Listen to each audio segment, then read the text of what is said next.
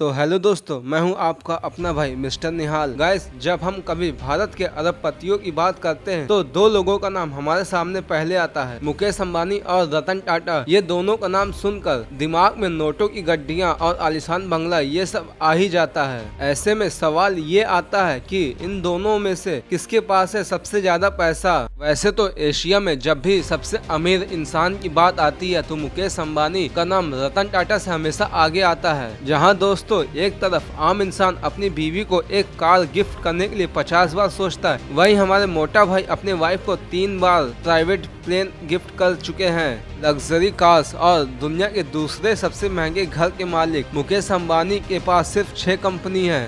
वहीं दूसरी तरफ रतन टाटा जो कि एक सिंपल मकान में रहते हैं 135 कंपनी के मालिक हैं। इन दोनों में से किसी ने ऑटोमोबाइल से लेकर पेट्रोलियम तक पैर पसारे हैं तो एक ने स्टील, नमक और मोटर तक पैर पसारे हैं। वैसे तो दोस्तों दोनों के बीच व्यापार को लेकर हमेशा टक्कर देखने को मिलती रहती है। एक तरफ हमारे मोटा भाई सिर्फ 6 कंपनी के मालिक है, इसके बावजूद पिछले 10 सालों से एशिया के सबसे अमीर इंसान का खिताब उनके नाम पर है, जिसकी सबसे बड़ी वजह है उनके शेयर्स, क्योंकि मुकेश अंबानी रिलायंस कंपनी के 48% शेयर्स अपने हाथ में रखते हैं। वहीं दूसरी तरफ रतन टाटा टाटा कंपनी के 1% से भी कम शेयर रखते हैं और 66% शेयर्स वो ट्रस्ट में डोनेट कर देते हैं। पर वो ऐसा क्यों करते हैं, चलिए इस वीडियो में देखते हैं। इस वीडियो को अंत तक जरूर देखना, क्योंकि वीडियो में दोनों के बारे में सटीक जानकारी देंगे। उससे पहले अगर आपने हमारे चैनल को सब्सक्राइब नहीं किया तो प्लीज़ हमारे चैनल को सब्सक्राइब जरूर कर लें।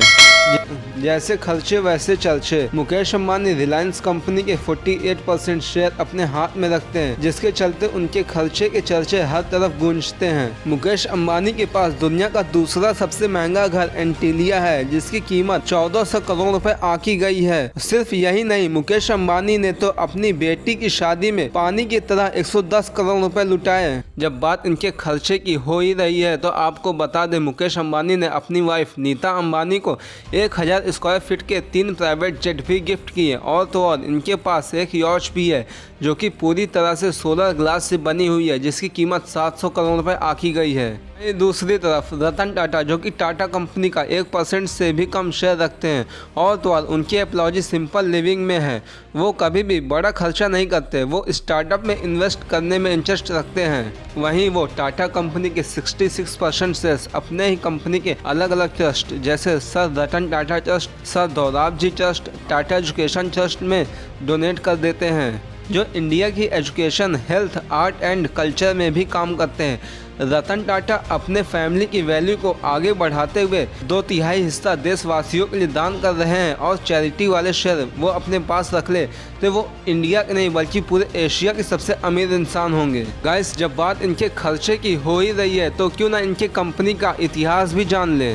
कैसे हुई कंपनी की शुरुआत। कंपनी की शुरुआत होती है 21,000 रुपए से, जिसका नेटवर्थ आज 5 लाख करोड़ रुपए हो गया। लेकिन इनका यहाँ तक का सफर इतना आसान नहीं था। 14 साल की उम्र में परिवार की जिम्मेदारी सर पर आने के बाद जमशेद जी ने किसी तरह 21,000 रुपए से टेक्सटाइल कंपनी मुंबई से स्टार्ट की और वहीं से मानो इनकी निकल पड़ी। उन्होंने नागपुर में टेक्सटाइल मिल स्टार्ट कर दी, जिसके बाद मानो लक्ष्मी जी की कृपा उन पर बरस गई। धंधे में काफ़ी ज़्यादा प्रॉफिट हुआ, जिसके बाद उन्होंने 3 बड़े प्रोजेक्ट शुरू करने का मन बनाया, जिसका फ़ायदा सिर्फ उनको ही नहीं बल्कि पूरे देश को हो। पर उनका ये प्रोजेक्ट पूरा होने से पहले ही उनका देहांत हो गया, जिसके बाद दोराब जी ने टाटा कंपनी को संभाला और इन्होंने अपने पिता के नक्शे कदम पर चलते हुए उनके द्वारा शुरू किए गए 3 बड़े project steel company, hydro electric power और इंडियन इंस्टीट्यूट ऑफ साइंस को पूरा किया। सिर्फ पूरा ही नहीं किया बल्कि टाटा कंपनी को एक नई ऊंचाई तक ले गए। लेकिन अचानक इनकी मौत होने के बाद टाटा कंपनी की जिम्मेदारी आई JMD टाटा पर, जिन्होंने टाटा कंपनी को हर क्षेत्र में सफल बनाया। इसी बीच JMD टाटा ने टाटा एयरलाइंस की शुरुआत की, जिसे बाद में इंडियन गवर्नमेंट ने अपने अंडर में ले लिया और इसका नाम बदलकर एयर इंडिया रख दिया।